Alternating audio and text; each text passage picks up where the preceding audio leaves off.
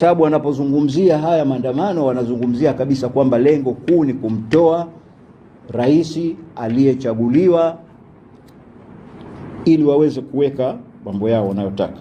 Katika dhahma kama hii hatusikii makamu wa rais ambaye ni Mkatoliki akitajwa popote, licha ya kuwa kiongozi mkubwa wa chama na serikali katika kipindi cha hivi karibuni, na pia hatumsikii akikemea uvunjifu wa amani wala kuhamasisha amani na utulivu nchini.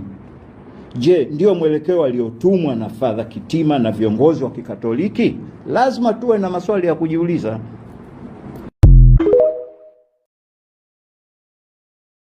Sababu wanapozungumzia haya maandamano wanazungumzia kabisa kwamba lengo kuu ni kumtoa rais aliyechaguliwa ili waweze kuweka mambo yao wanayotaka.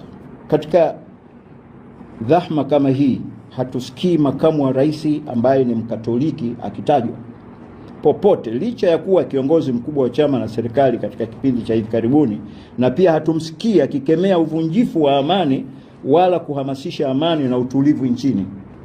Je, ndio mwelekeo aliotumwa na Father Kitima na viongozi wa Kikatoliki? Lazima tuwe na maswali ya kujiuliza.